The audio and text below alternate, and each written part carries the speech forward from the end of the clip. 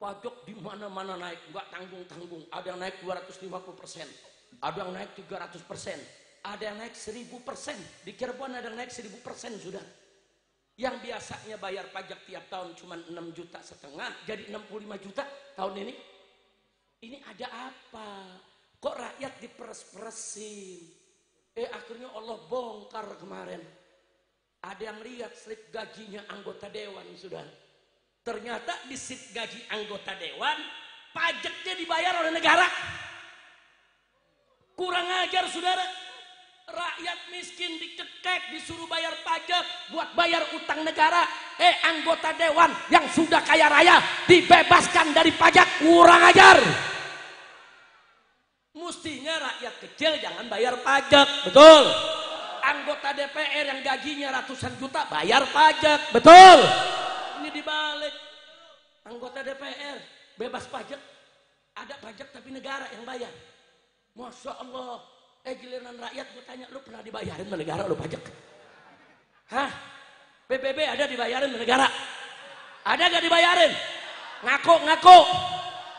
Sedih banget nasib lu. Yang sebelah sini ada yang dibayarin gak lu pajak lu? Ada PPN dibayarin PPN. Kalau bayar listrik tiap bulan dibayarin. Ada dibayarin. Oh mungkin ibu-ibu kali yang dibayarin ibu-ibu. Ibu kayaknya senyum aja dari tadi dibayarin lu pajaknya. Nah kok nggak dibayarin senyum? Girang banget. Astagfirullahaladzim. Ayo jujur, kacau tidak? Kacau tidak? Kacau tidak? Nah ini yang menyebabkan rakyat marah. Nah begitu rakyat marah, protes. Rakyat dikatain tolol. Akhirnya ngatain tolol tadi rumahnya dijarah. Ketemu ijazahnya di SMP. Nilainya 6 semua. Ternyata orang tolol ngatain rakyat tolol. Kacau tidak? Kacau tidak? Makanya jaga mulut, jangan sembarangan kasar kepada rakyat. Saya nggak dukung, nggak boleh kita ngejarah begitu, nggak boleh, haram saudara. Tapi saya secara ilmu sosial kemasyarakatan, begitu juga ilmu komunikasi dan juga ilmu psikologi, saudara, ya jangan salahkan rakyat yang lagi lapar, haus, dahaga, nyari kerja susah, dikatain tolol. Saudara protes nggak diperhatiin, marah. Wajar tidak? Wajar tidak? Makanya kalau rakyat nggak mau marah, jangan begitu. Atur negara yang bagus. Orang-orang miskin bebasin dari pajak. Betul? Betul. Orang kaya naikin pajaknya saudara. Mau pajak 1000% terserah. Orang miskin jangan. Setuju tidak? Setuju tidak? Takbir. Ini enggak, ibu-ibu teriak cabai mahal. Dijawab sama pejabat, sono nanam sendiri. Nah, kok begitu jawabnya? Kurang ajar gak? Kurang ajar gak? Bapak-bapak teriak listrik mahal. Pejabat jawab, lu jangan pasang listrik. Kurang ajar. Kacau tidak? Kacau tidak? Kacau tidak? Ada lagi yang teriak nih saudara, tukang ojol. Tahu ojol kan, ini ojek. Ini ojol lagi ngetop nih sekarang nih. Hidup ojol. Lu takut banget hidup lu ngomong. Nggak ditangkap di sini, nggak ada brimob. Hidup ojol. Takbir. Sebelah sini hidup ojol. Takbir. Kita doain yang meninggal dunia kemarin semoga dirahmati Allah. Saudara Afan, saudara menjadi korban kezaliman, semoga Allah rahmati, Allah terima segala amalnya, Allah maafkan segala kesalahannya. Amin ya rabbal alamin. Tukang ojek ngeluh bensin mahal. Saudara, pejabat jawab seenaknya, ya lu nggak usah beli bensin. Nah terus kalau nggak usah beli bensin, tukang ojek mau narik pakai apa? Pakai air kencing. Nah, kan dia mau narik mesti beli bensin, betul? Bensinnya mahal, kesian gak tukang ojek? Aplikatornya mahal juga. Tukang ojek aplikatornya sekarang berapa persen Habib Hanif? Ada berapa? Hah? Lu tukang ojek lu. Gue demen. Tukang ojek ikut ngaji, bagus gak? Berapa? 20%? 20%, saudara. Allah saja yang memberikan rizki kepada umat manusia itu mengenakan zakat cuma 2,5%. Ini sekarang perusahaan aplikator, saudara, baik itu Grab, Ojek, apa segala macam, harus bayar aplikatornya, saudara. Setiap ada penumpang potong 20%. Gede banget. Nah, saya tanya, kalau gitu ojol susah gak? Sengsara gak? Kenapa baru sekarang lu ngamuk? Masya Allah. Nah sekarang kalau model begitu tukang ojek marah, wajar gak? Wajar tidak? Wajar tidak? Yang marah dilindes sama Brimob. Emang wajar tuh dilindes? Kurang ajar gak? Kurang ajar tidak? Makanya dari dulu saya saranin Brimob dibubarin aja, dibubarin. Setuju? Setuju? Setuju Brimob dibubarin? Takbir! Hidup ojol! Takbir! Tapi jangan hidup-hidup besok lu ada pansor lu begini. Dilindas lagi, jangan. Jaga diri, jaga keselamatan. Betul? Betul? Nah, tapi sekarang semua jadi terbuka dengan peristiwa ini. Saudara, kalau ada protes dari rakyat, itu hadapi dengan baik, dengan santun. Saudara, ini mahasiswa teriak-teriak di mana-mana, Indonesia gelap, Indonesia gelap. Ya ada menteri yang jawab, muka lu yang gelap. Kalau lu bilang Indonesia gelap, sono keluar aja dari Indonesia. Kayak Indonesia punya bapak moyang. Kurang ajar tidak? Kurang ajar tidak? Begitu juga sama yang protes-protes pajak. Apa dia bilang? Kalau nggak mau bayar pajak, keluar dari Indonesia. Ini rakyat, jangan coba-coba kritik pemerintah. Karena apa jasa kalian kepada negara?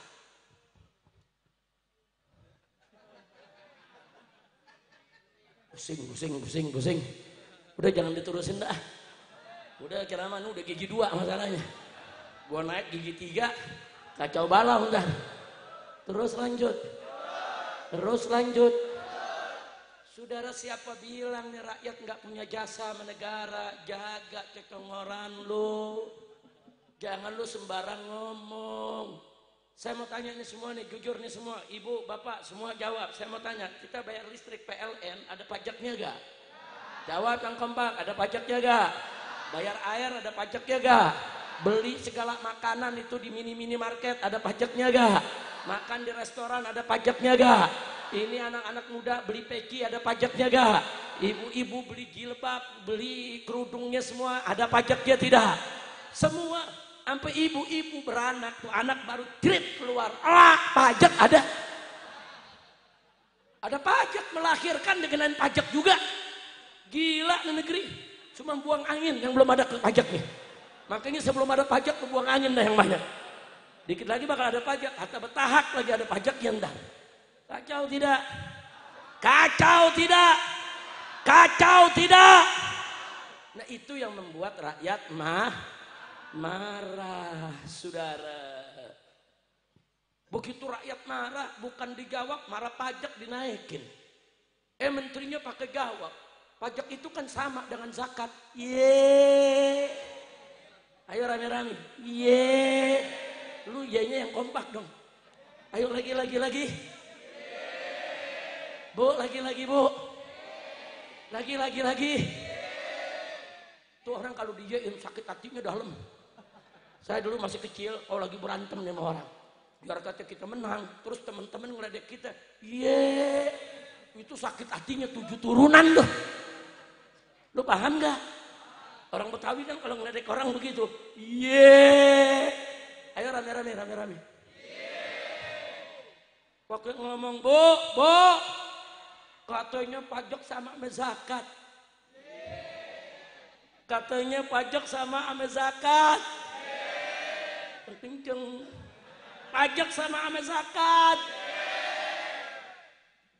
Astagfirullahaladzim. Kacau tidak? Kacau tidak? Sikat aja bu ya. Zakat itu dalam Islam dikenakan buat orang-orang kaya. Yang miskin nggak wajib zakat. kecuali zakat fitrah. Itu pun kalau ada sedikit kelebihan dalam makanan pokoknya, saudara. Dan zakat itu diambil dari orang kaya, diberikan kepada orang miskin. Itu zakat. Adil tidak Allah? Bagus tidak Islam? Indah tidak ajaran Nabi? Sallu ala Nabi.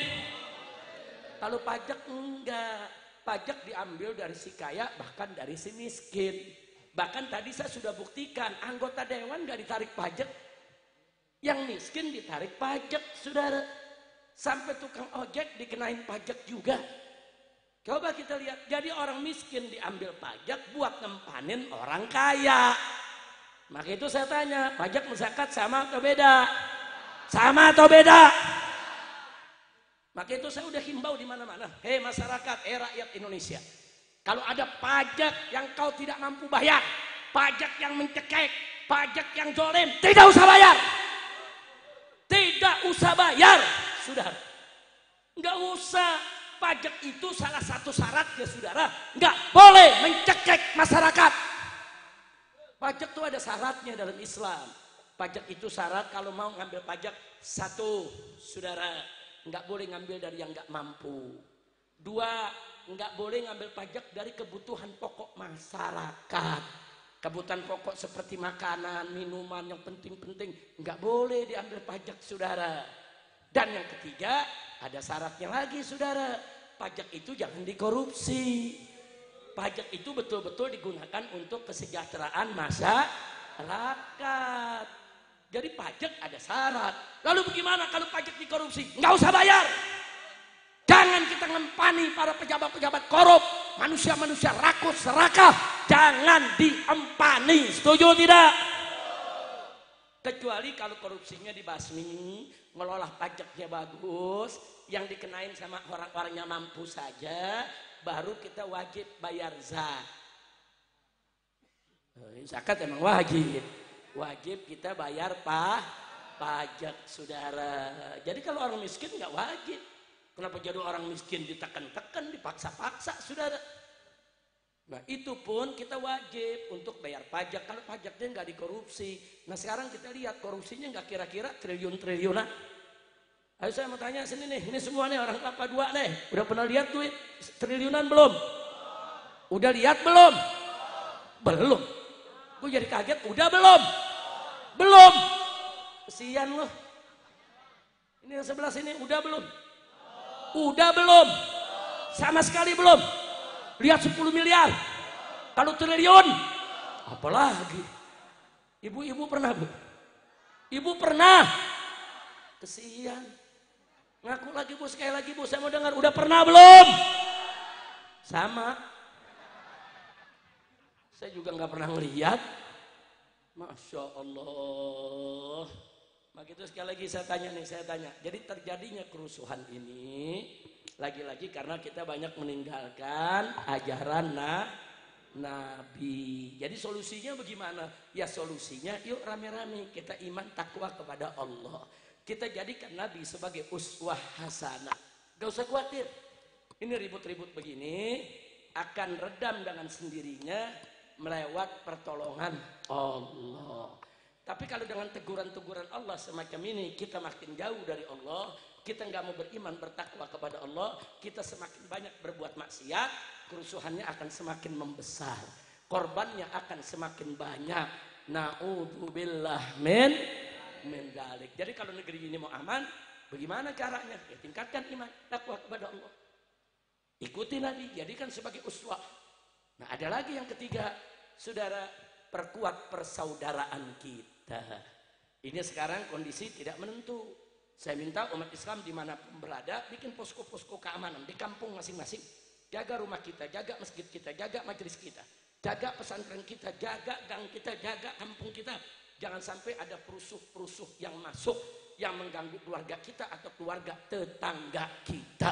Jangan berharap oh keamanan nanti akan ditangani oleh TNI dan Polri. Jangan ngarepin. Saudara, polisi sekarang, saudara jaga dirinya aja dia bingung. Bagaimana dia mau jagain kita, betul? Bagaimana nggak bingung? Di jalanan duber-uber berakyat. Betul? Betul? Kita minta dijagain sama polisi. Yeah. Kira-kira jelas tidak? Bisa jaga diri, bisa jaga rumah, bisa jaga warga, bisa jaga wilayah. Takbir. Shallu ala nabi. Terus ada yang nanya, Habib kita turun kapan? Lu udah gatal turun loh. Jawab jangan. Jawab jangan. Umat turun gak turun, ini umat Islam nih yang ngaji nih. Ikuti komando ulama. Kalau ulama belum kasih komando, jangan turun. Sebab apa? Sekarang banyak kepentingan menunggangi semua gerakan saudara. Masing-masing punya kepentingan politik. Tapi nggak usah khawatir. Habaib dan ulama yang istiqomah tidak akan meninggalkan umat, tidak akan melupakan rakyat, tidak. Para habaib ulama sekarang ini bukan diam. Mereka terus mengawasi, mereka terus memonitor apa yang sedang terjadi saudara. Pada saatnya kalau memang negeri ini saudara sudah tidak bisa ditangani kecuali umat harus turun, maka habaib dan ulama akan memberikan komandonya. Maka itu saya mau tanya, kalau ulama dan habaib memberikan komando siap ikut? Kalau diminta turun siap turun? Angkat tangan semua takbir. Angkat tangan semua sampai belakang. Takbir. Takbir. Shallu ala nabi. Siap ikut habaib. Siap ikut ulama. Siap jaga agama. Siap jaga negara. Takbir. Shallu ala nabi. Bukan ulama, bukan diam. Habaib ulama di mana-mana mereka saling berkomunikasi. Habib ini bagaimana? Kiai ini bagaimana? Ini umat harus diapain? Ini udah banyak yang tanya. Semua komunikasi, saudara, bukan tidak. Saudara, kita tetap berharap, saudara, apa yang menjadi tuntutan rakyat diperhatikan oleh pemerintah. Betul? Betul? Oh, rakyat minta ganti Kapolri. Ya ganti aja, kenapa sih? Susah amat kayak jenderal di Indonesia nggak ada yang lebih bagus. Saya mau tanya, jenderal polisi di Indonesia yang baik ada tidak? Yang bagus ada tidak? Ya ganti sama yang baik. Betul? Setuju?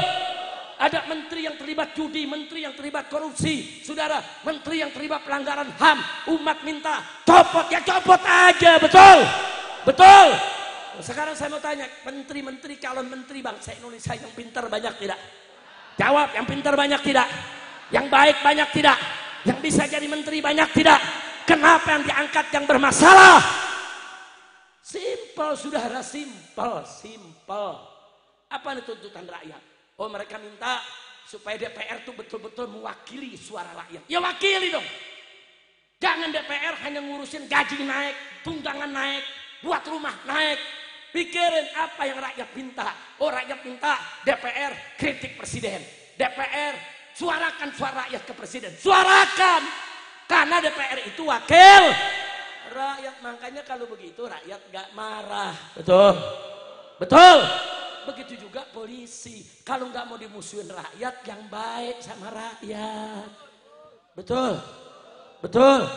Saya mau tanya, kalau polisinya santun, ramah, baik, cinta tidak? Jawab, saudara, kalau polisinya baik, santun, ramah, cinta tidak? Hormat tidak? Sayang tidak? Kalau mereka baik, begitu mereka diganggu, kita bela polisi, saudara. Ini sekarang selama ini, saudara, ada orang hilang ayam ngelapor jadi hilang kambing. Ini gimana ceritanya? Sebulan yang lalu ada perempuan melapor, saudara, ke kepolisian. Pak, saya diancam. Sampai 3 kali ngelapor, nggak diladenin. Bulan besoknya dia dibunuh sama yang ngancam, saudara. Orang kalau rakyat melapor, dengerin. Saudara, walaupun tuh rakyat nggak punya duit buat operasional, kan ngelapor, saya diancam Pak, saya mau dibunuh Pak, yang ngelapor perempuan lagi, saya diancam Pak, tolong jaga saya Pak. Itu tugas polisi, jaga dong, bela dong. Siapa yang ngancam, tangkap. Ini nggak diladenin sampai tuh perempuan dibunuh, sudah. Nah, perilaku semacam ini dilakukan polisi udah terlalu sering. Saya punya santri 6 orang ngawal, nggak salah, nggak punya dosa, dibunuh, diculik, disiksa, dibunuh, habis dibunuh difitnah lagi. Saya mau tanya, itu yang melakukannya siapa? Jawab yang kompak, yang melakukannya siapa? Siapa? Saudara, ratusan orang di Kanjuruhan, saudara, pada saat nonton bola ribut, saudara, disemprot gas air mata. Sampai 100 berapa yang meninggal dunia, saudara. Siapa itu punya kerjaan? Polisi itu memperbaiki diri. Kalau polisi memperbaiki diri, rakyat hormat kok sama polisi. Betul? Betul? Udah terlalu sering polisi begitu. Apalagi sekarang, rakyat kumpul depan DPR. Mau teriak, diemin dia teriak. Saudara, nggak usah disemprot. Nggak usah pakai gas air mata. Saya ngalami, saudara, berapa hebat itu perihnya gas air mata. Berapa hebat itu nyeseknya dada perihnya mata, saudara. Bukan satu selongsong, saudara, hampir 10 selongsong jatuh di kaki saya. Pada saat yaitu aksi 4/11, saya di atas mobil komando, saudara. Ditembak langsung ke arah tempat kita berada, saudara. Semua jatuh itu di atas mobil, saudara. Habib Muksin ada damping saya waktu itu, saudara. Kita rasakan, bagaimana mata perih, bagaimana napas sesak, saudara. Ada apa? Nah, kemudian saudara, Brimob dipersenjatai dengan senjata yang canggih. Untuk apa? Brimob dipersenjatai dengan senjata yang canggih. Untuk perang lawan siapa? Perang lawan rakyat. Yang mesti dipersenjatai dengan senjata canggih itu tentara. Angkatan darat, angkatan laut, angkatan udara. Persenjatai dengan senjata yang canggih. Untuk jaga negara dari serangan musuh. Betul? Lah kok Brimob, saudara, diberikan senjata yang canggih. Bahkan mereka memiliki sejumlah peralatan yang lebih hebat daripada tentara, saudara. Untuk apa? Untuk perang dengan rakyat. Hati-hati, Brimob sebanyak apapun di negeri ini, kalau mau perang lawan rakyat, tidak akan menang. Takbir. Hidup rakyat. Hidup rakyat. Hidup NKRI. Hidup Islam. Takbir. Sallu ala Nabi. Jangan, malah dulu kita usulkan surat Brimob itu dibubarkan saja. Karena polisi nggak perlu punya pasukan tempur. Kita udah punya tentara buat pasukan tempur. Densus 88 bubarkan saja. Karena pasukan anti teroris tentara juga sudah punya. Nggak perlu repot-repot dari polisi. Lalu ditanya, kalau bubar Brimobnya jadi apa, Beb? Jadiin tentara. Suruh mereka masuk jadi angkatan darat, suruh mereka masuk jadi angkatan laut. Kalau memang mereka mau bertempur, masuk jadi tentara, bukan jadi Brimob. Brimob itu kalau di masa-masa kita perang, saudara, lawan penjajah, silakan. Ini udah gak ada, saudara. Brimob bubarkan, anggota Brimobnya masukin jadi tentara, saudara, supaya mereka tidak semena-mena. Mereka merasa super body, merasa orang semua takut sama dia, seenaknya. Itulah yang terjadi. Sampai supir ojol, saudara, dilindas. Oh, mereka beralasan. Ini karena supirnya panik, supirnya takut. Sebab udah dikerubutin orang, takut nanti dibuka pintunya. Saudara, itu kendaraan yang digunakan oleh Brimob, itu pintunya nggak gampang dibuka, saudara. 20 orang suruh buka pintunya, nggak bakal bisa dibuka, saudara. Kacanya Anda gedor dengan martil, nggak gampang pecah, saudara. Jadi itu alasan. Mestinya ketika dikasih tahu ada orang di depan, berhenti, jangan langsung dilindas, saudara. Jangan orang kasih tahu, panik tidak menjadi alasan. Kecuali kalau mobilnya gampang dipecahin, kecuali kalau pintunya gampang dibuka, mobil biasa. Oh, masih bisa dimaklumi kalau dia itu panik ingin melarikan diri. Ini kalau mobil-mobil jenis yang melindas ojol, enggak begitu, saudara. Enggak gampang Anda buka dari luar. Itu bajaknya kuat, saudara. Enggak gampang Anda lempar dengan api, bom, enggak kebakar dalamnya. Masya Allah. Saudara, sekarang ini yuk kita jaga ketenangan. Kita minta Bapak Presiden, satu, segera mencopot Kapolri. Setuju? Setuju. Yang kedua, Presiden supaya segera mengganti semua menteri-menteri dari geng Jokowi, berhentikan. Setuju tidak? Setuju tidak? Kalau itu dilakukan oleh Prabowo, saya yakin umat di mana-mana akan mendukung beliau, saudara. Ulama dan habaib akan merapat, saudara. Betul? Saya sudah katakan berkali-kali, hei saudaraku, hei Presiden Prabowo yang kami cintai, yang kami hormati, singkirkan semua geng Jokowi. Lepaskan dirimu dari bayangan Jokowi. Jangan jadi budak Jokowi. Jangan patuh kepada Jokowi. Kau adalah presiden. Kau presiden secara de jure maupun de facto. Kau adalah presiden Indonesia yang memimpin negara dengan penduduk 275 juta rakyat. Kau ini presiden. Jaga ini negara baik-baik. Jaga. Ini bukan perusahaan. Ini bukan warung kopi. Ini bukan lagi bercanda. Ini negara, penduduknya 250 juta, kerja yang betul, kerja yang baik, reshuffle itu kabinet, berhentikan semua orang-orang Jokowi dari pemerintahan ini. Setuju tidak? Setuju tidak? Ganti itu Kapolri dengan Kapolri yang beriman bertakwa. Setuju tidak? Setuju tidak? Ini negara, ngurus negara nggak cukup dengan pidato, nggak cukup. Ngurus negara nggak bisa dengan pidato menggebu-gebu, nggak bisa. Ngurus negara bukan dengan kata-kata, ngurus negara bukan dengan retorika, ngurus negara dengan membuat kebijakan-kebijakan yang mensejahterakan rakyat, yang menegakkan keadilan, yang melawan kezaliman, saudara, yang membasmi itu korupsi, saudara, membasmi kolusi, membasmi nepotisme, saudara. Itu namanya ngurus negara, betul? Ini ada satu orang, saudara, ternaknya Jokowi, udah 6 tahun yang lalu divonis 1,5 tahun penjara dan sudah menjadi putusan Mahkamah Agung, udah ingkrah. Sampai sekarang nggak ditangkap. Ada apa nggak ditangkap? Oh, alasan mereka, saudara, dari kejaksaan dan lainnya. Enggak, ini karena masih mengajukan yaitu daripada PK. Saudara, saya mengajukan PK, tetap ditangkap, tetap ditahan, saudara, sampai PK turun. Nggak ada alasan. Giliran Habib, giliran Kiai, walaupun PK tetap ditangkap.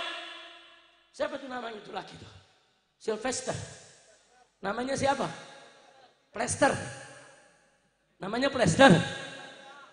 Kurang ajar, saudara, udah divonis nggak ditangkap. Ada lagi alasan. Oh ya, dia tidak ditangkap, belum ditangkap karena lagi sakit. Waktu saya ditangkap, saya sedang kena COVID, saya sedang sesak napas, saya sedang sulit untuk bernapas. Bahkan begitu seminggu saya ditahan di Polda Metro Jaya, di malam hari saya kehabisan nafas karena penyakit COVID, saudara. Saya sudah teriak, saya menjerit, minta itu oksigen. 3 jam tidak dibawakan, saudara. 3 jam.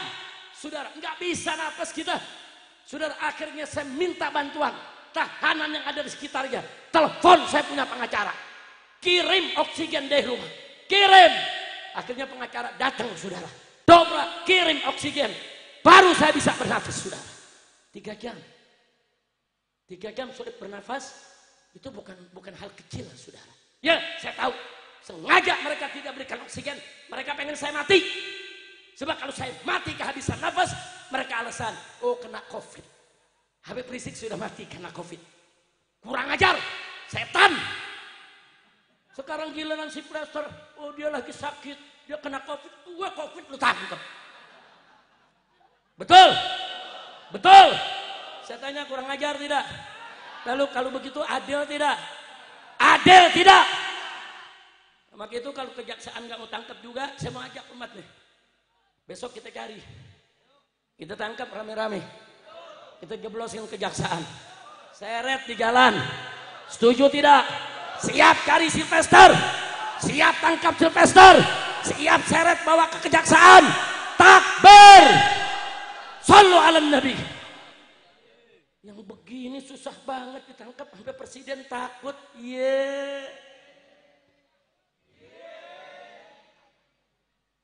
Kira-kira jelas ya? Udahlah, saya jangan terusin, nanti jadi ingat kita susah di penjara. Saudara. Tapi alhamdulillah saya punya mantu setia, Habib Hanif. Saking setianya saya ditemenin di penjara. Alhamdulillah. Ada lagi nih Ustadz Haris nih. Ini juga jamaah pengajian setia banget, ikut nemenin juga di penjara.